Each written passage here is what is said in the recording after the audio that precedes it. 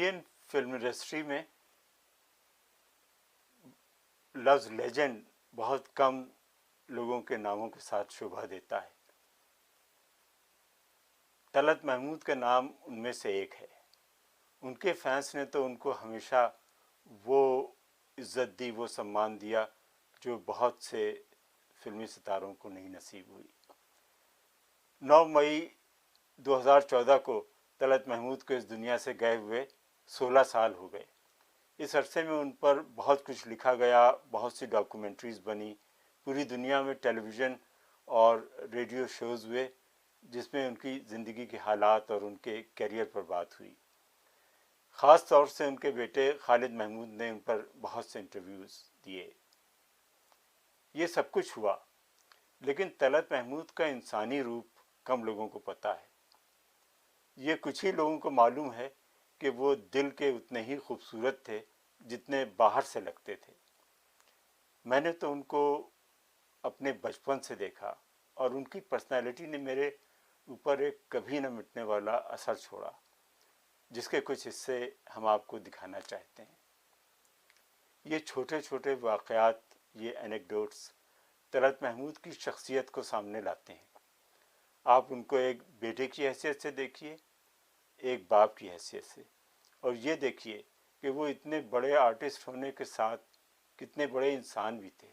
نہ کوئی گھمنڈ، نہ غرور، ایک بنیادی نفاست تھی، ایک انہیرنٹ ڈیسنسی تھی، ایک کلٹیویٹڈ پرسنالٹی. طلعت محمود میرے ابو کے کزن تھے.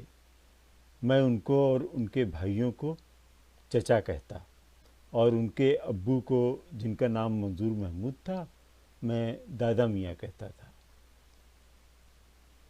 طلعت چچا 3 بھائی اور 3 بہنیں تھے. وہ بھائیوں میں سب سے چھوٹے اور اپنی تینوں بہنوں سے بڑے تھے. ان پر 2 باتوں کا گہرا اثر تھا.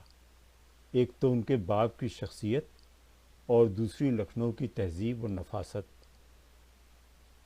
جس سے کون نہیں واقف. اس لیے یہ مناسب ہوگا کہ ہم طلعت چچا پہ بات کرنے سے پہلے ان کے والد یعنی دادا میاں کا تعارف کروا دیں. لکھنؤ میں ہمارا گھر طلعت چچا کے گھر سے تقریباً 2 میل کے فاصلے پر تھا. اس لیے بچپن میں ہم گھوم پھر کر ان کے گھر ہی رہتے تھے. اس گھر میں داخل ہوتے ہی اس بات کا پتہ چل جاتا تھا کہ اس گھر میں بڑا ڈسپلن ہے. ہر چیز صاف ستھری اور سلیقے سے اپنی جگہ پر رکھی ہوتی تھی. ایک بہت بڑے آنگن کے چاروں طرف بہت سے گملے خوبصورت پھول دکھاتے تھے. جلدی ہی اس بات کا پتہ چل جاتا تھا کہ یہ سب ڈسپلن ایک مرکزی شخصیت یعنی سینٹرل فگر کی وجہ سے ہے. وہ تھے ہمارے دادا میاں یعنی منظور محمود صاحب. ان میں بڑا روب داب تھا، ہر ایک ان سے ڈرتا تھا. وہ خود بہت اچھا گاتے تھے اس زمانے کے سٹائل میں. ایچ ایم وی نے ان کا گایا ہوا اقبال کا ترانہ ریکارڈ کیا: چین و عرب ہمارا، ہندوستاں ہمارا، ہم بلبلیں ہیں اس کی، یہ گلستاں ہمارا. لیجئے ان کی آواز کی ایک جھلک بھی دیکھ لیجئے.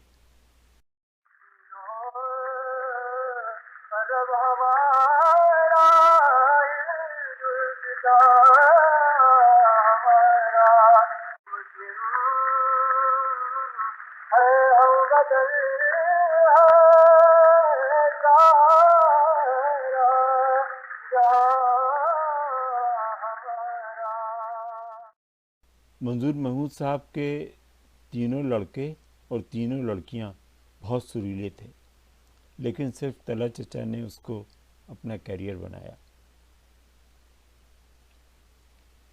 دادا میاں نے طلعت چچا کو کچھ مشکل سے گانے کی اجازت تو دے دی، لیکن فلموں میں ایکٹنگ کے وہ بہت خلاف تھے اور اسے اسلامی تعلیم کے خلاف سمجھتے تھے.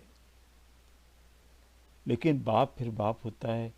جب بھی طلعت چاہ کی تصویر ایکٹر کی حیثیت سے میگزین میں یا اخباروں میں چھپتی تو وہ اس کو کاٹ کے رکھ لیتے تھے. جب طلعت چاہ کی پہلی فلم دل ناداں لکھنؤ میں آئی تو اس زمانے میں وہ لکھنؤ آئے ہوئے تھے. پورے شہر میں ان کی فلم کی دھوم تھی. فلم فیئر اور شمع کے کور پہ ان کی تصویریں تھیں. لکھنؤ کے لوگوں کو ان پر بہت ناز تھا. بہنوں کو اس وقت پردہ کروایا جاتا تھا. انہوں نے طلعت چچا سے فرمائش کی کہ وہ ان کو اپنی فلم دکھانے لے جائیں. اس وقت ہم بھی وہاں موجود تھے. ہم لوگ تیار ہو کر بیٹھ گئے. انتظار اس بات کا تھا کہ دادا میاں کام سے آئیں تو ان سے اجازت لی جائے.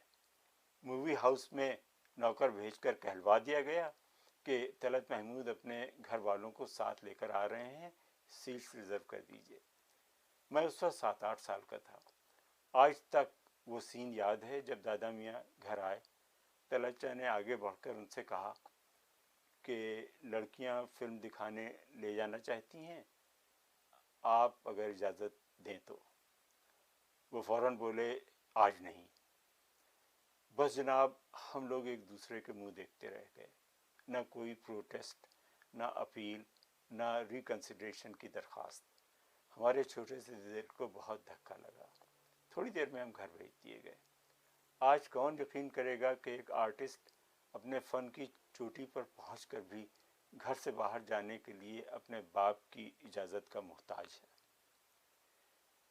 یہی اس وقت کی خاندانوں کی پرمپرا تھی اور لکھنؤ کا رواج. ہمارے بچپن میں فلموں کا بڑا ماحول تھا. ہر کوئی فلم میں جانا چاہتا تھا. لڑکے لڑکیاں گھر سے بھاگ بھاگ کر بامبے پہنچتے تھے. طلعت چچا ایک بار لکھنؤ آئے تو ہم نے بھی ان سے اپنے ارادے ظاہر کیے. انہوں نے کہا تم بامبے ضرور آؤ, لیکن فلم کے لیے نہیں بلکہ میڈیکل اسکول جانے کے لیے. بامبے پہنچ کر انہوں نے ہم کو وہاں کے 4-5 میڈیکل کالجز کے پتے بھیج دیے. لیکن اس وقت تو میڈیکل اسکول سے ہم کو کوئی دلچسپی نہیں تھی. فلم میں جانے کی دھن سوار تھی. بالآخر 1969 میں یعنی 1969 میں کالج ختم کر کے ہم ایک صبح بامبے پہنچ گئے. ہم اپنے ایک دوست مدھوش بلگرامی کے گھر اترے جن کا فلموں سے تعلق تھا. وہاں پہنچ کر ہم نے طلعت چچا کو فون کیا کہ ہم بمبئی آ گئے ہیں. وہ اپنی محبت میں فوراً لینے آ گئے اور اصرار کیا کہ ان کے گھر چلیں اپنا سوٹ کیس لے کر. اس طرح ان کے ساتھ کئی ہفتے گزرے اور ان کو بہت قریب سے دیکھنے کا موقع ملا. اس وقت طلعت چچا کا گھر ایک مینشن ہوا کرتا تھا جو باندرے میں پیری کراس روڈ پر تھا. ان کے پاس کے گھروں میں بھی مشہور فلمی ستارے رہتے تھے. اب ان سب گھروں کو توڑ کر ہائی رائز بلڈنگز بنا دی گئی ہیں. ان کا گھر سن بیم بھی ایک ہائی رائز بلڈنگ میں تبدیل ہو گیا ہے جس کے سب سے اوپر کے فلیٹ میں وہ آخر وقت تک رہے اور جس میں اب ان کی فیملی رہتی ہے. ایک صبح ہم کو وہ بامبے دکھانے نکلے تو بچوں کو لانے لے جانے کا کام چچی کے سپرد ہوا اور پورے دن کے لیے ایک ٹیکسی ہائر کی گئی. اس دن وہ ہم کو بامبے کی تمام مشہور جگہیں دکھانے لے گئے. آر ڈی مل کالونی, وہار لیک, پوائی لیک جہاں ان کی فلموں کی شوٹنگ ہوئی تھی, اور شام میں مالابار ہلز, کوئنس نیکلس وغیرہ. اس ٹرپ میں ہم نے دیکھا کہ طلعت چچا خاصے مذہبی تھے. فجر کی نماز ضرور پڑھتے تھے. رات میں سوتے وقت سورہ یاسین پڑھ کر سب پر پھونکتے تھے. گھر کے مین دروازے پر بھی سیکیورٹی کے لیے کچھ دعائیں پڑھ کر پھونکتے تھے. خالد اور ان کی چھوٹی بہن سبینہ دونوں اسکول میں پڑھتے تھے. سبینہ اس وقت 8 سال کی تھیں. طلعت چچا خود دونوں بچوں کو اسکول چھوڑنے اور لے جانے جاتے تھے. پھر لنچ میں کھانے کے لیے گھر لاتے اور لنچ کے بعد پہنچانے جاتے تھے. وہ باہر کے اپنے سارے پروگرام اس طرح بناتے کہ بچوں کو لانے لے جانے میں کوئی بادھا نہ ہو. اس زمانے میں خالد کو ایک ٹیوٹر پڑھانے آتے تھے. شاید ان کا نام کیشف تھا. وہ بڑے ان فرینڈلی تھے. بہت زور سے بولتے اور صبح 5 بجے آ جاتے. میں نے دیکھا کہ خالد پورے وقت اونگتے رہتے تھے. میں نے طلعت چچا سے کہا کہ اگر آپ چاہتے ہیں کہ خالد دل لگا کر پڑھیں تو ان کے ماسٹر صاحب سے کہیے کہ وہ اپنے آنے کا وقت بدل دیں. اتنے صبح تو کوئی بھی نہیں ٹھیک سے پڑھ سکتا. لیکن طلعت چچا ان ٹیوٹر کی اتنی عزت کرتے تھے کہ یہ بات وہ ان سے نہیں کہہ سکے. طلعت چچا ہر ایک کی بہت عزت کرتے تھے. اکثر ہمارے رشتہ دار بہت غریب علاقوں میں رہتے. چھوٹی چھوٹی ٹوٹی پھوٹی گلیاں جس میں گاڑی بھی نہیں جا سکتی تھی. لیکن وہ اگر کسی شہر میں ہوتے تو کوشش کرتے کہ وہاں رہنے والے رشتہ داروں کے گھر جائیں یا ان کو بلائیں.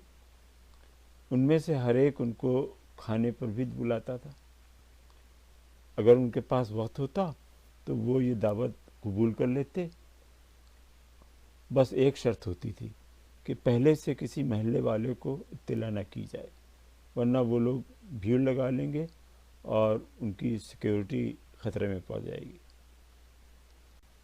ویسے اگر ان سے کسی انفارمل سیٹنگ میں گانے کی فرمائش کرے تو ان کو بہت برا لگتا تھا اور عام طور سے ایک بہانہ بناتے تھے کہ آرکیسٹرا کے بنا وہ نہیں گا سکتے ہیں. پاکستانی سنگر حبیب علی محمد ایک دفعہ واشنگٹن میں ملے تو کہہ رہے تھے کہ طلعت نے اپنی آواز ہیوی ڈرنکنگ سے خراب کر لی. میں نے ان سے کہا یا خدا یہ آپ سے کس نے کہہ دیا. ان کے بارے میں یہ بات بالکل بے بنیاد تھی کہ وہ شراب پیتے تھے. ہو سکتا ہے کبھی کبھار کسی سوشل سیٹنگ میں وائن یا بیئر پی لی ہو لیکن میں نے ان کو کبھی بھی باقاعدہ ڈرنک کرتے نہیں دیکھا. میں تو ان کے ساتھ کئی ہفتے رہا. اگر ان کو ڈرنک کرنے کی عادت ہوتی تو وہ ضرور سامنے آتی. وہ اپنے بارے میں یہ غلط بات سنتے تو ان کو دکھ ہوتا. وہ بہت صاف ستھرے، بیلنسڈ اور ڈسپلنڈ آدمی تھے. ایک فرسٹ ریٹ سنگر ہونے کے ساتھ طلعت محمود نے فلموں میں بھی کام کیا، لیڈ ایکٹر کے رول میں، ہیرو کے رول میں. تقریباً 1 درجن فلموں میں وہ اپنے وقت کی بڑی بڑی ایکٹریسز کے ساتھ آئے جس میں دل ناداں اور لالہ رخ میں ان کی ہیروئن شیاما تھی، وارث میں سوریا، سونے کی چڑیا میں نوتن، رفتار اور ڈاک بابو میں نادرہ اور ایک گاؤں کی کہانی میں مالا سنہا. لیکن ان کی شرافت نے ان کو کبھی بھی بھٹکنے نہیں دیا. آخر وقت تک انہوں نے اپنی بیوی کو ہی اپنی زندگی کی ہیروئن سمجھا اور بیوی نے بھی دل بھر کے ان کی پرستش کی.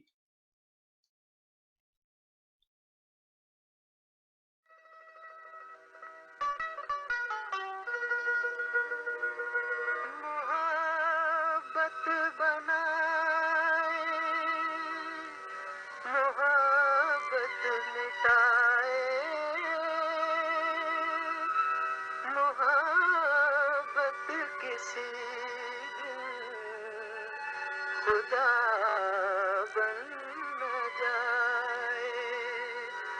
محبت کرم بھی محبت ستم بھی محبت سے مجبور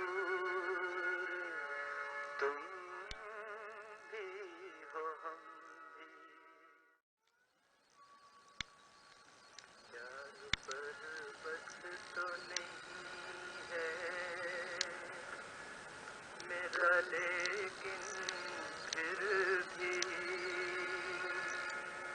تو بتا دے کہ تجھے پیار کروں یا نہ کروں.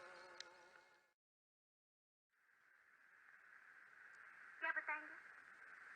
یہی نا جیا، مجھے تم سے پیار ہو گیا ہے.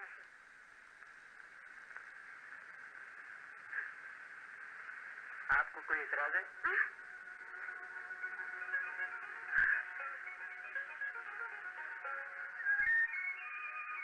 آپ کیوں گھبرا گئے؟ راہی متوارے ایک بار من کا ستار جانے کب چوری چوری آئی ہے بہار سے من کا ستار راہی متوارے.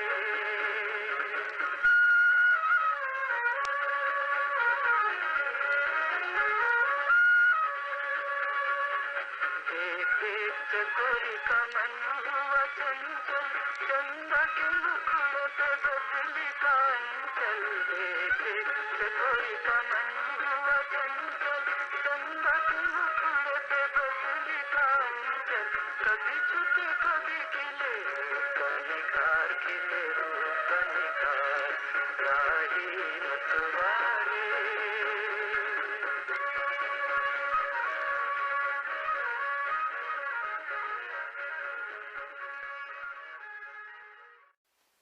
ویسے تو تلچا کے ساتھ گزارے ہوئے بہت واقعے یاد آتے ہیں، لیکن ایک بات سے دل بہت متاثر ہوا.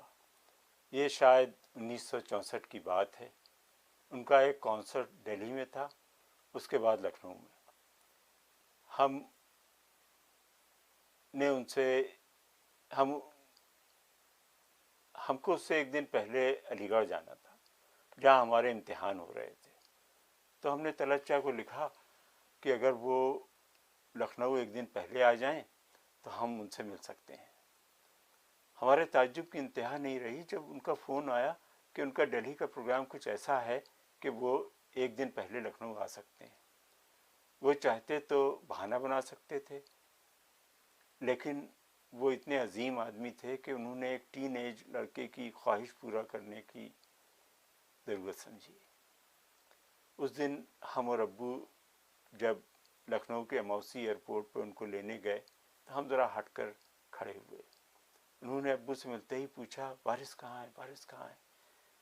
خیر ہم نکل کر آئے تو بولے تم نے اچھا کیا ہم کو لکھ دیا، دیکھو میں ملاقات ہو گئی.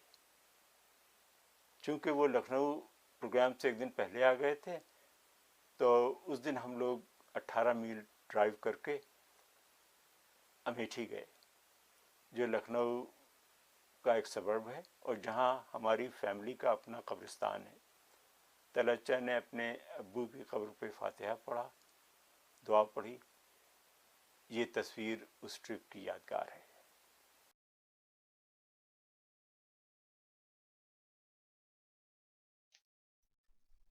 تلچا جب فیلاڈیلفیا آتے تو ہمارا بہت اچھا وقت گزرتا.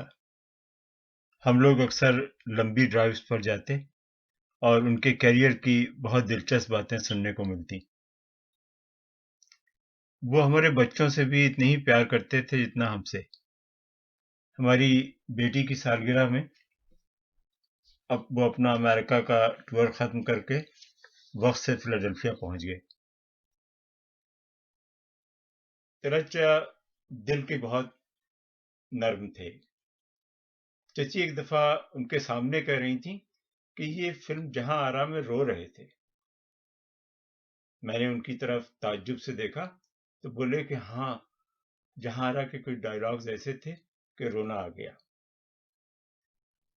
ये तो आपको मालूम ही होगा कि इस फिल्म में उन्हीं के गाने थे। वो अंग्रेजी, उर्दू और बंगाली में बहुत फ्लुएंट थे। 40-50 साल बम्बई में रहने के बाद भी उनकी जबान नहीं बदली थी।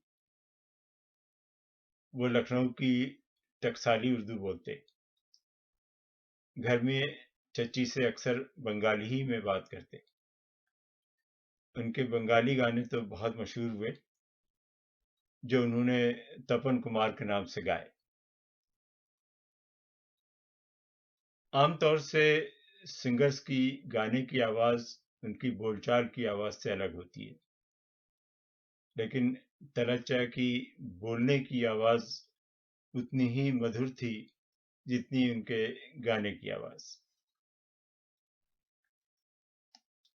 तलत महमूद के बारे में हमारी राय तो जज्बाती है, लेकिन सच बात यह है कि उनके कलीग्स और फिल्म इंडस्ट्री के दूसरे लोग आज भी उनके तारीफों के पुल बांधते हैं। देवानंद ने एक मुलाकात में देर तक उनके बारे में बात की और बोले कि तलत में एक क्लास था, उनके साथ मैंने बहुत वक्त गुजारा, लेकिन उन्होंने कभी भी कोई घटिया बात नहीं की न कही। इसी तरह 2003 में मैं दिलीप कुमार से उनके घर पे मिला, तो उस जमाने में नई देवदास आई हुई थी। मैंने उनकी राय पूछी तो उन्होंने कहा, भाई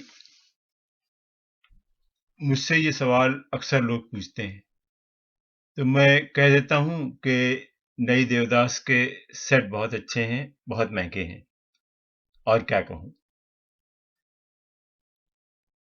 दिलीप कुमार का कहना था कि पुरानी देवदास की सिंप्लिसिटी ही उस फिल्म की जान थी। बोले हाँ, बस उस देवदास में एक लग्जरी थी, वो थे तलत महमूद के गाने, जो स्टोरी की दिलसोजी यानी पैथोस में ब्लेंड कर गए थे, उसमें मिल गए थे। कितनी अच्छी बात कही दिलीप साहब ने। तलत को हॉलीवुड की फिल्में देखने का भी बहुत शौक था।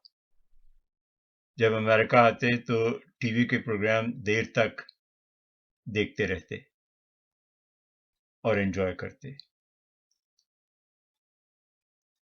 वो इतने मुहज्जब थे कि जब भी हमको उर्दू में खत लिखते, हमारी बीवी को भी अंग्रेजी में 1-2 पैराग्राफ जरूर लिखते, ताकि वो लेफ्ट आउट ना महसूस करें। और हमारी बीवी की मौजूदगी में हमेशा अंग्रेजी में बात करते। जब हम अपनी फैमिली को लेकर 1984 में उनके पास बॉम्बे गए, तो उन्होंने और उनकी फैमिली ने बहुत मोहब्बत का इजहार किया, और हम जितने दिन वहाँ रहे हम लोगों की बड़ी खातिर हुई। अमेरिका आने के बाद हम महीने में 1-2 बार तलत चचा को बम्बई टेलीफोन कर लेते थे।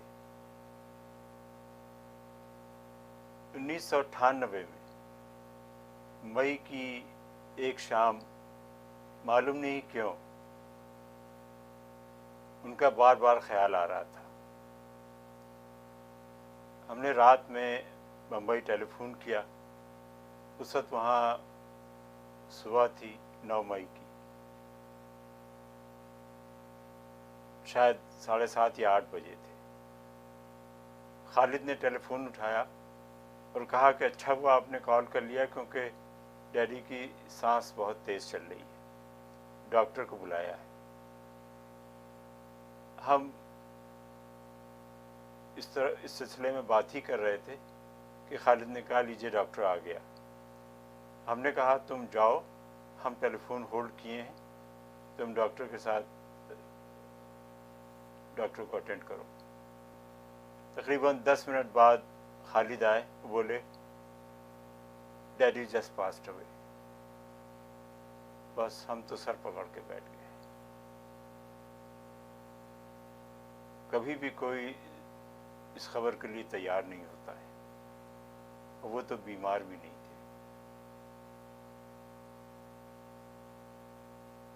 لیکن خالد نے کہا آپ کسی کو بھی بتائیے گا نہیں، کیونکہ میں چاہتا ہوں ان کے بریت سے پہلے اس کا اناؤنسمنٹ نہیں کروں، ورنہ لوگ ٹیلی فون کرنا شروع کر دیں گے، سب آ جائیں گے اور میں اکیلے یہ ہینڈل نہیں کر پاؤں گا۔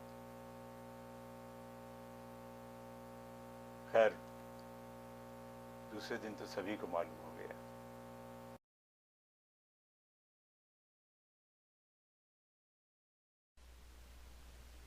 آج ہم اس دن کے بارے میں سوچتے ہیں تو ہم کو تھوڑا سکون ملتا ہے کہ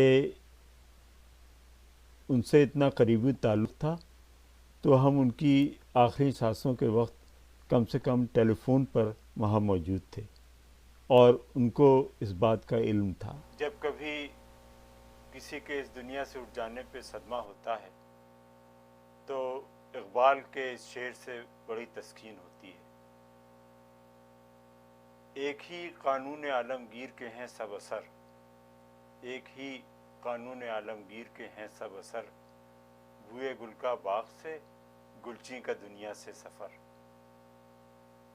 یعنی یہ ایک یونیورسل لا ہے کہ جس طرح پھول سے خوشبو جاتی ہے، اسی طرح باغ سے باغباں جاتا ہے۔